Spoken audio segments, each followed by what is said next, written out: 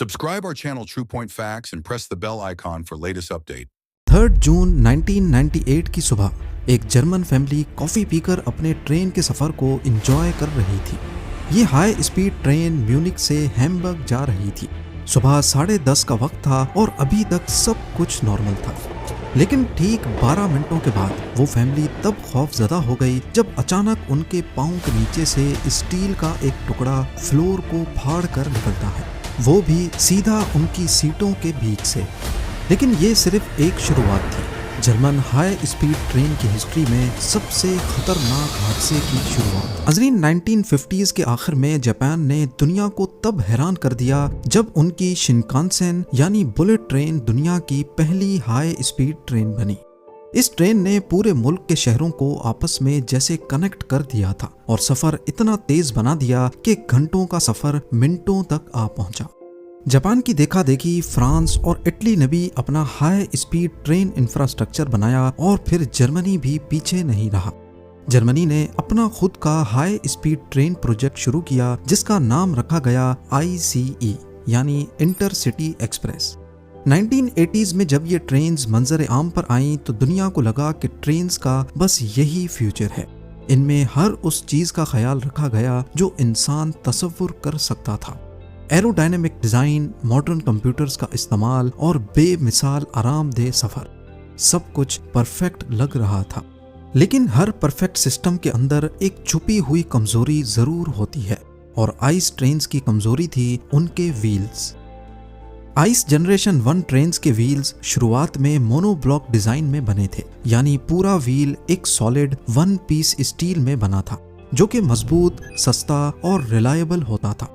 पर इस monoblock wheel में एक मसला नोटिस किया गया। कुछ सालों बाद पैसेंजर्स शिकायत करने लगे कि जब ट्रेन हाई स्पीड पर चलती है तो उसमें एक अजीब सी वाइब्रेशन होती है। बूफे कार जहां फूड सर्व किया जाता है वहां पड़े ग्लासेस, चमचे, कांटे वाइब्रेशन की वजह से आवाज करने लगते थे। ये वाइब्रेशंस और आवाजें सफर को काफी अनप्लेजेंट बना रही थी और फिर आखिरकार जब इंजीनियर्स ने चेक किया तो मसला व्हील्स के अंदर था। मोनोब्लॉक व्हील्स बेशक 1 पीस में बने थे और व्हील्स हर साइड से इक्वली बैलेंस्ड भी थे, लेकिन अगर किसी एक साइड पर 5 ग्राम का वजन भी बढ़ेगा तो हाई RPM पर ये एक्स्ट्रा वेट का डिफरेंस व्हील में वाइब्रेशन पैदा करेगा। और असल में हो भी कुछ ऐसा ही रहा था। हाई स्पीड पर चलने की वजह से फ्रिक्शन ने मोनोब्लॉक व्हील्स की कुछ साइड्स को अनइक्वली घिसा दिया था, जिससे व्हील का बैलेंस बिगड़ गया। स्लो स्पीड पर तो महसूस नहीं होता था, लेकिन जब ये अनबैलेंस्ड व्हील 250 किलोमीटर/आवर पर घूमता तो पूरी ट्रेन में एक वाइब्रेशन होने लगती। ये किसी भी व्हील की एक कॉमन प्रॉब्लम होती है। गाड़ी के व्हील्स में भी अगर किसी एक साइड पर 2 पंचर एक साथ लगाए जाएं तो उस तरफ सिर्फ कुछ ग्राम्स ही सही लेकिन वजन बढ़ जाता है, जो तेज स्पीड में वाइब्रेशंस पैदा कर सकता है। इसको हल करने के लिए व्हील बैलेंसिंग करवाई जाती है और टेक्नीशियन ऑपोजिट साइड पे उतना ही वजन लगाकर व्हील को बैलेंस कर देता है। पर ट्रेन के लातादाद पहियों को बैलेंस करना एक बहुत ही मुश्किल काम हो सकता है, खासकर अगर वो एक ही पीस में बना हो। और व्हील्स को रिप्लेस करना भी ना सिर्फ मुश्किल बल्कि काफी कॉस्टली पड़ जाता है। लिहाजा जर्मन इंजीनियर्स ने आइस ट्रेन्स के इस मसले को फिक्स करने का एक नया सॉल्यूशन निकाला और वो था रेजिलिएंट व्हील्स। रेजिलिएंट व्हील्स की खास बात ये थी कि ये 1 पीस में नहीं थे। अंदर की रिंग अलग और बाहर की अलग पीस में बनी थी और इन दोनों के बीच में लगाई गई थी रबड़ की एक रिंग जो वाइब्रेशंस को एब्जॉर्ब करेगी। ये डिजाइन खास तौर पर इस वजह से अपनाया गया ताकि जब कभी आउटर व्हील घिसेगा तो सिर्फ उसी पार्ट को रिप्लेस कर दिया जाएगा, ना कि पूरे व्हील को। उस वक्त जर्मनी की ट्रैम्स में भी ये डिजाइन इस्तेमाल हो रहा था, लेकिन मसला ये था कि ट्रैम्स सिर्फ 30 किलोमीटर/आवर पर चलती थीं और आइस ट्रेन्स को 250 किलोमीटर/आवर पर चलना था। ये एक बहुत बड़ा मसला था जिसकी बारीकी के बारे में आपको आगे चलकर पता चलेगा, पर उस वक्त इस पर किसी ने ध्यान नहीं दिया। एग्जीक्यूटिव्स ने बिना किसी टेस्टिंग के रेजिलिएंट व्हील्स का डिजाइन अप्रूव कर दिया और फिर 1992 में तमाम हाई स्पीड ट्रेन्स पर ये नए व्हील्स लगा दिए गए। कुछ सालों तक सब कुछ ठीक चलता रहा, लेकिन 1997 में हैनोवर की ट्रैम कंपनी उस्ट्रा ने एक शॉकिंग चीज डिस्कवर की। उन्होंने अपनी ट्रैम के व्हील्स में कुछ क्रैक्स नोटिस किए। उन्होंने अपने क्रैक्ड व्हील्स के पार्ट्स बदल दिए और एहतियातन ये बात डॉयचे बाहन को भी बता दी, जो जर्मनी की नेशनल रेलवे कंपनी थी। मगर क्योंकि उस वक्त आइस ट्रेन्स में वाइब्रेशंस की कोई शिकायत नहीं थी, इसीलिए डॉयचे बाहन ने इस वार्निंग को नजरअंदाज कर दिया। और फिर ठीक एक साल बाद 3 जून 1998 को सब कुछ बदल गया। सुबह 10:30 बजे आइस ट्रेन 884 हैनोवर स्टेशन से हैम्बर्ग के लिए निकली। ट्रेन में टोटल 14 कोचेस थीं, 2 पावर कार्स और 12 पैसेंजर कार्स। अंदर 287 पैसेंजर्स और 8 क्रू मेंबर्स मौजूद थे। हैनोवर स्टेशन से निकलते वक्त सब कुछ नॉर्मल था। कोच नंबर 1 में जॉर्ज डिटमैन अपनी फैमिली के साथ सवार थे। उनका सफर मजे से गुजर रहा था, लेकिन कुछ मिनटों के बाद ट्रेन के फ्लोर से अचानक कोई चीज आकर लगी और अगले ही लम्हे 2 सीट्स के बीच से स्टील का एक पुर्जा फ्लोर को फाड़कर अंदर निकल आया। ये शार्प स्टील का पुर्जा असल में व्हील का ही एक टुकड़ा था। ये देखकर जॉर्ज और उसकी फैमिली फौरन पैनिक में आ गई, जैसे उनके पैरों तले जमीन खिसक गई हो। जिस तेजी से वो लोहा अंदर आया, अगर वो थोड़ा सा लेफ्ट या राइट होता तो उसकी फैमिली जिंदा नहीं बचती। उसने फौरन अपने बीवी बच्चों को बराबर वाले कंपार्टमेंट में भेजा और खुद कंडक्टर को ढूंढने चला गया। कंडक्टर उस वक्त तीसरी कोच में मौजूद था। जॉर्ज ने उसे सब कुछ एक्सप्लेन किया, लेकिन कंपनी पॉलिसी के मुताबिक कंडक्टर ट्रेन को तब तक नहीं रोक सकता जब तक वो खुद मसले को देख ना ले। लिहाजा दोनों मिलके पहली कोच की तरफ चल पड़े। ट्रेन अब भी 200 किलोमीटर पर आवर से दौड़ रही थी और अब आहिस्ता आहिस्ता इसमें वाइब्रेशंस बढ़ रही थी। जब तक कंडक्टर और जॉर्ज पहली कोच के पास पहुंचे, ट्रेन 3 किलोमीटर आगे निकल चुकी थी और अब वो एक डेंजरस सेक्शन से गुजरने वाली थी, जहां ट्रैक्स स्प्लिट होते हैं। टूटे हुए व्हील का टुकड़ा अब भी ट्रेन के नीचे लटका पटरी से घिसता हुआ जा रहा था। जब ट्रेन ने पहला सेक्शन पॉइंट क्रॉस किया, वो टायर नीचे गिरकर ट्रैक के लिवर से टकरा गया और उस मोमेंट पर एक खतरनाक चीज हुई। ट्रैक स्विच चेंज हो गया। अब ट्रेन का पहला और दूसरा कोच एक ट्रैक पर था, लेकिन तीसरा कोच दूसरे ट्रैक पर चला गया, यानी फ्रंट और रेयर बोगी अलग अलग डायरेक्शंस में। ट्रेन की बॉडी ट्विस्ट हो गई और कोच नंबर 3 सीधा एक ब्रिज के कंक्रीट पिलर से टकरा गई। इस खौफनाक तसादम ने ब्रिज का आधा हिस्सा तोड़ दिया।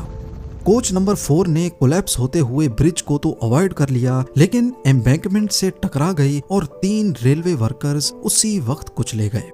कोच नंबर 5 और 6 गिरते हुए ब्रिज के 300 टन कंक्रीट के नीचे दब गईं। उन दोनों कोचेस की हाइट बाद में सिर्फ 6 इंच बच गई। जी हाँ, सिर्फ 6 इंच। पीछे से आने वाली बाकी कोचेस 7, 8, 9 और 10 फुल स्पीड पर एक दूसरे से टकराती गईं और किसी कागज की तरह फोल्ड होती गईं। सिर्फ पहली 2 कोचेस, जहां जॉर्ज और उसकी फैमिली थी, वो बच गईं और फ्रंट लोकोमोटिव 3 किलोमीटर आगे जाकर रुक गया। जिस वक्त कोच नंबर 3 ब्रिज से टकराई थी, उस वक्त इंजीनियर और ड्राइवर को एक झटका जरूर लगा था, लेकिन वो इस बात से बिल्कुल लाइल्म थे कि उनके पीछे क्या कयामत गुजर रही है। जहां ये कयामत खेज हादसा पेश आया, वहां एशीड नामी एक छोटा सा टाउन था। जब वहां के लोगों ने धमाके की आवाज सुनी तो सब दौड़कर मौके पर पहुंच गए। उनके सामने जो मंजर था वो शायद जिंदगी भर कभी भूल नहीं पाएंगे। टूटी हुई कोचेस, लोहे के टुकड़े, आग और लोगों की चीखें। कुछ लोग ब्रिज के मलबे के नीचे फंसे थे, कुछ अपनी सीट्स में अटके हुए थे और प्रेशर प्रूफ विंडोज इतनी मजबूत थीं कि उन्हें तोड़ना ऑलमोस्ट नामुमकिन था। रेस्क्यू वर्कर्स को हैवी मशीन्स बुलवानी पड़ी, लेकिन फिर भी फंसे हुए पहले लोगों तक पहुंचने में कई घंटे लग गए। 1000 से ज्यादा रेस्क्यू वर्कर्स साइट पर पहुंचे। एम्बुलेंसेज, मिलिट्री, डॉक्टर्स सब ने मिलकर ऑपरेशन शुरू किया। करीब ही एक मेडिकल कॉन्फ्रेंस हो रही थी। वहां के 40 डॉक्टर्स भी फौरन साइट पर पहुंच गए, लेकिन तब तक सब कुछ खत्म हो चुका था।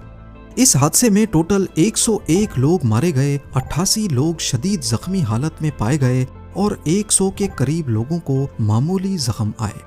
जो लोग पहली 2 कोचेज में थे, खुशकिस्मती से उनकी जिंदगी बच गई। जर्मन हाई स्पीड ट्रेन्स, जिनको कभी दुनिया की सबसे सेफ ट्रेन्स माना जाता था, एशिड डिजास्टर ने ये इंप्रेशन खाक में मिला दिया। इस एक्सीडेंट ने सिर्फ जर्मनी ही नहीं बल्कि हाई स्पीड ट्रेन नेटवर्क इस्तेमाल करने वाले फ्रांस, इटली और जापान तक के लोगों को भी शॉक कर दिया था। जब इन्वेस्टिगेटर्स ने पूरी साइट का एनालिसिस किया, तब शुरुआत में तो ऐसा लग रहा था जैसे कोई गाड़ी ट्रैक पर आ गई हो, लेकिन जब उन्होंने कोच नंबर 1 के फ्लोर पर घुसने वाला व्हील का पुर्जा देखा तो सब कुछ क्लियर होने लगा। लॉग्स देखे गए तो मालूम पड़ा कि ट्रेन के उसी व्हील में पहले भी फ्लैट स्पॉट का इशू रिपोर्ट हुआ था, वो भी 8 मरतबा, लेकिन फिर भी उसे रिप्लेस नहीं किया गया। क्रैक्स डिटेक्ट करने वाली मशीन्स भी मौजूद थीं, लेकिन फिर भी विजुअल इंस्पेक्शंस टॉर्च की मदद से की जाती थी। कंपनी ये कहकर टाल देती थी कि वो मशीन्स फॉल्स अलार्म्स देती हैं। 1992 में फ्राउनहोफर नामी एक जर्मन रिसर्च ऑर्गेनाइजेशन ने एक वार्निंग भी दी थी कि हाई स्पीड ट्रेन्स पर रेजिलिएंट व्हील्स खतरनाक हो सकते हैं, और 1997 में हैनोवर ट्रैम कंपनी ने भी वार्निंग दी थी, लेकिन दोनों वार्निंग्स इग्नोर कर दी गई। इंजीनियर्स ने बाद में बताया कि ये टायर हर दिन 5 लाख मरतबा रोटेट करते थे, और वो भी हाई स्पीड पर। हर रोटेशन में स्टील टायर हल्का सा कंप्रेस होता और वापस एक्सपेंड होता। इससे फटीग क्रैक्स बन गए जो दिन ब दिन बढ़ते चले गए, और बीच में रबड़ लगाने की वजह से वाइब्रेशंस एब्जॉर्ब हो गई और किसी को पता ही नहीं चला कि व्हील्स असल में क्रैक हो रहे हैं। और फिर फाइनली 3 जून 1998 को सिर्फ एक व्हील टूटने की वजह से इतना बड़ा हादसा हो गया। एशिड डिजास्टर को दुनिया का सबसे खतरनाक हाई स्पीड ट्रेन एक्सीडेंट माना जाता है।